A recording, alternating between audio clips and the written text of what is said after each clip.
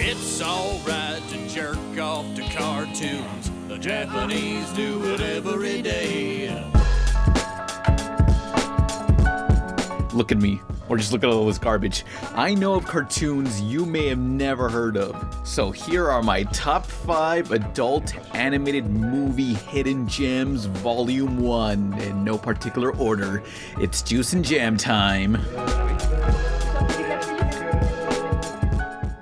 And you are a blind man, guided by fear.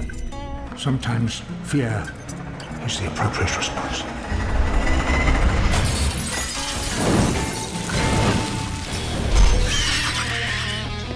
2009, I'll say, was a great year for wide-release theatrical animation. Coraline, Princess and the Frog, Up, yours, and The Flaccid Mr. Fox. At the same time, 2009 TV animation, that was the year Cartoon Network tried and failed with live action.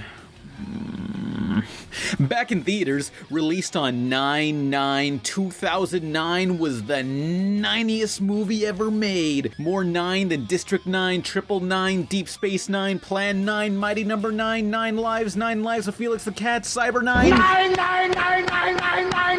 That movie was 9. One of the few gritty PG-13 animated films for theaters. In the future, humanity's been wiped out and the survivors are these robotic sack people who just woke up trying to figure out what's going on and why these other robots are trying to consume them. The bleak green wasteland looks like the basic post-apocalyptic setting, but seeing how these tiny creatures function through household objects gives it a new perspective, especially when the monsters they fight are made from God knows what.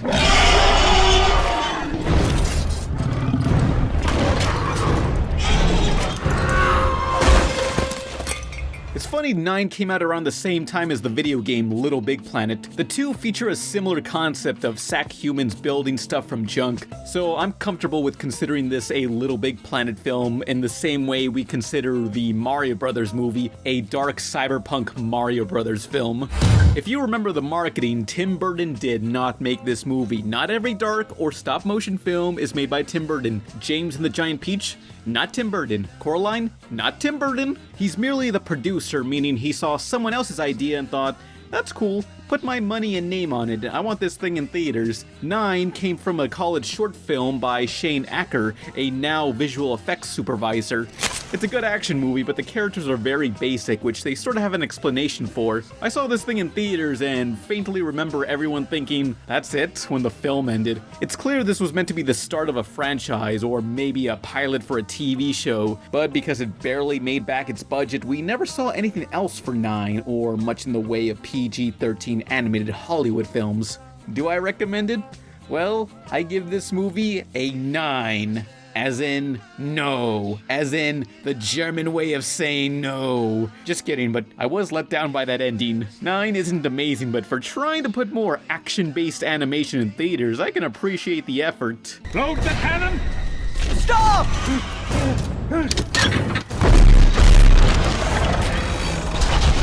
Mr. Rob Zombie feels it would be a little unkind to present this picture without just a word of friendly warning. Not content with violating the Halloween franchise, musician and director Rob Zombie violates animation with The Haunted World of El SuperBeasto. Based on the Rob Zombie comic book of the same name, this 2009 straight-to-video abortion is fast, it's stupid, it borders on being, who am I kidding? It is softcore cartoon porn, and I fucking love it. Well, not the porn part, but the everything else, yes. Here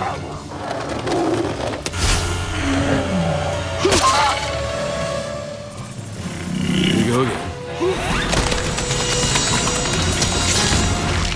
Beasto is an overly confident luchador so utterly full of himself and his fame. He's also a crime fighter tracking down a stripper kidnapped by Dr. Satan, and a whole bunch of stuff happens with Nazis, zombies, gorillas, I don't know.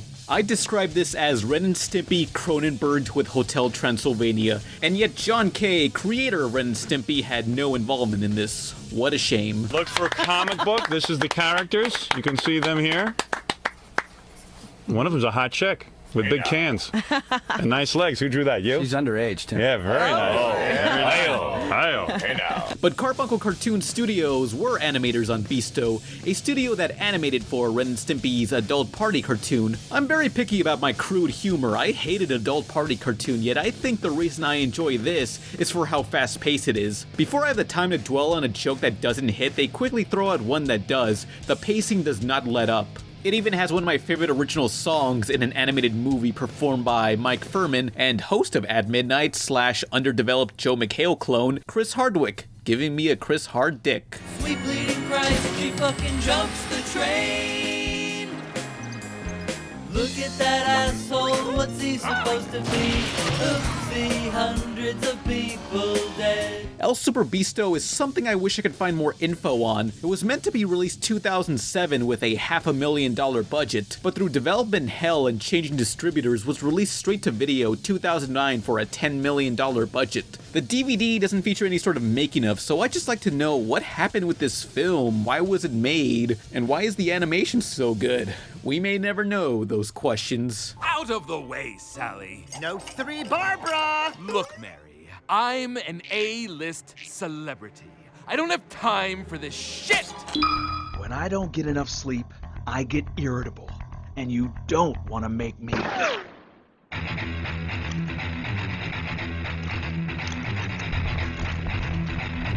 You ever watch a John Woo action film and think, yeah, it's cool, but what if all the characters were beans? That's Killer Bean Forever, a 2008 action film of a highly skilled assassin bean who just wants some sleep. He busts some gang playing music too loud and ends up pissing off both the cops and a criminal bean organization. The entire joke of beans playing out an overly serious cop story wears out pretty fast, but the action is worth staying for.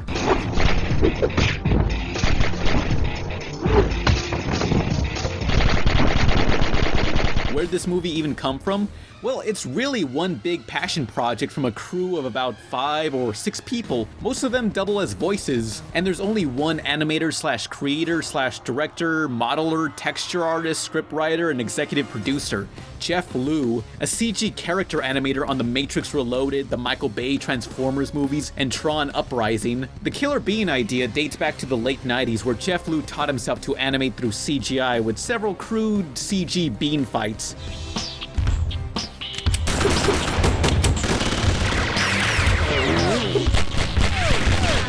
He uploaded them online through ifilms.com back in the year 2000 and got enough viewership to get some Hollywood attention. That's how he became the lead CG animator on The Matrix Reloaded. He gained a lot of experience from working on several Hollywood blockbusters, but Jeff wanted to make his own film. Taking a break from the industry, Jeff spent 5 years using all the time and money he could, raising 2 kids with a wife, and creating Killer Bean Forever. He maxed out credit cards, found voice actors over Craigslist, and spent 5 years creating a CG film practically on his own. The pure passion of it I respect. It's something no one but himself was really hyped for, but it was important for him, so he did it. Killer Bean Forever is way more awesome than the concept should allow it to be.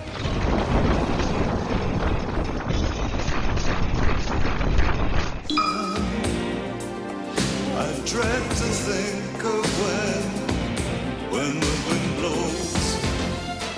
Hey guys, are you feeling good today and want to feel like utter garbage? Well, do I got the British cartoon for you, When the Wind Blows. But how can that be? This seems like such a tender little film from 1986, based on a graphic novel. Look at those 2D storybook-like characters on top of sculpted dollhouse backgrounds. It's just a film about an adorable elderly couple constantly bickering about whatever.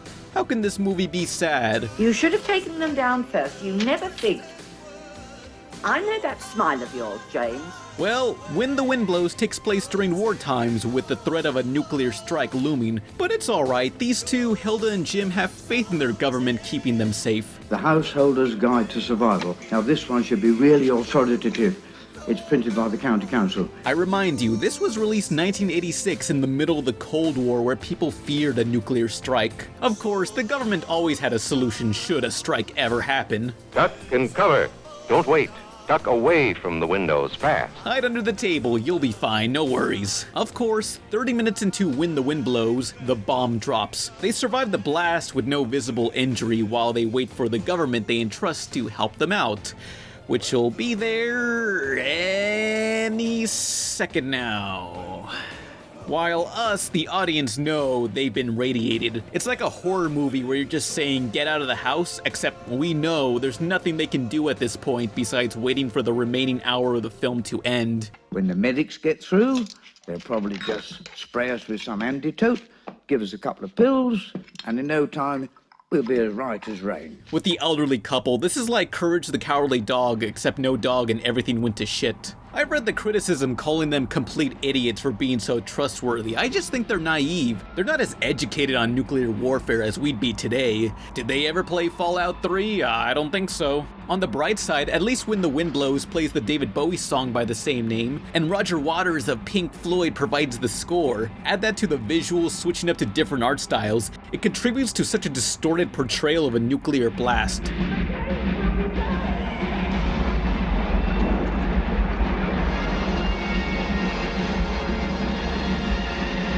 So, I recommend When the Wind Blows. If you're just feeling too good today and just want to ruin your mood, it's all right there, just watch it and you'll feel like garbage by the end. George Bush does not care about elderly people.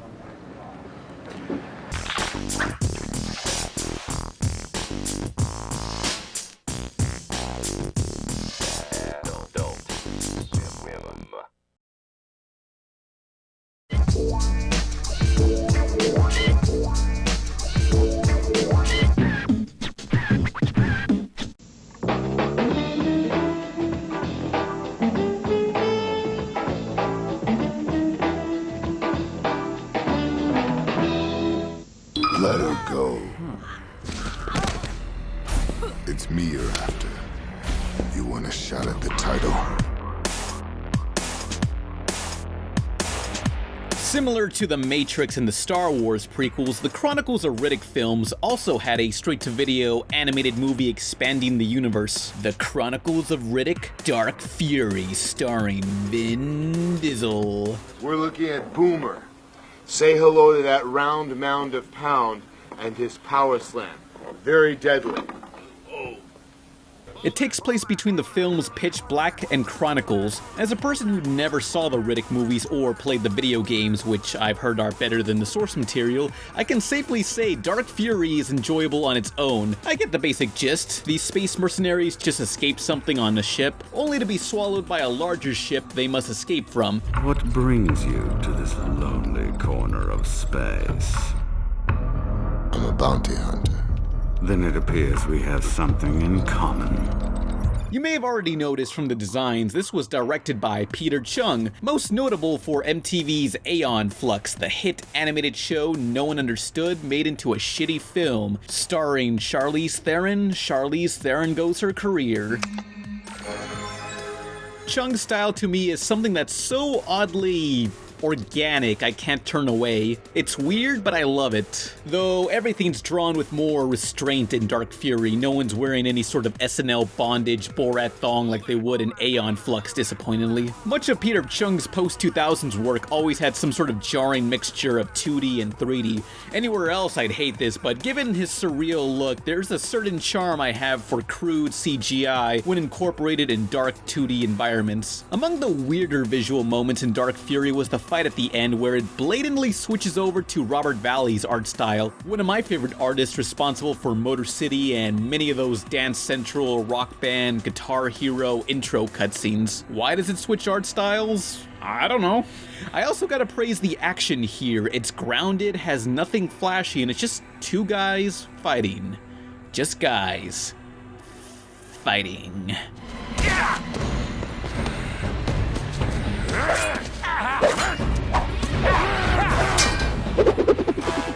With animation, I'm so used to seeing characters jumping through the air, doing 40 trillion punches in the dick while arguing socioeconomics, jerking off fireballs while making poses that reference some shit anime from the 90s. You just don't see a lot of grounded action in cartoons, since drawing a slow, heavy character requires more animation frames. The Chronicles of Riddick: Dark Fury is like some weird sci-fi movie you find 3 AM on TV. You don't know the name of it, but it has some weird concepts and visuals going on. I just wish the movie was longer than 32 minutes. It succeeds at giving me the urge to look into the Riddick franchise. Riddick. We ain't done, boy. Not by a long shot.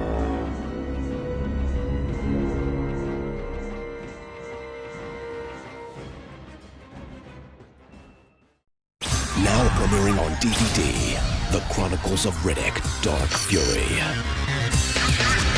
A startling vision of the Riddick universe from acclaimed animator Peter Chung and featuring the voice talent of Vin Diesel. Hold your breath.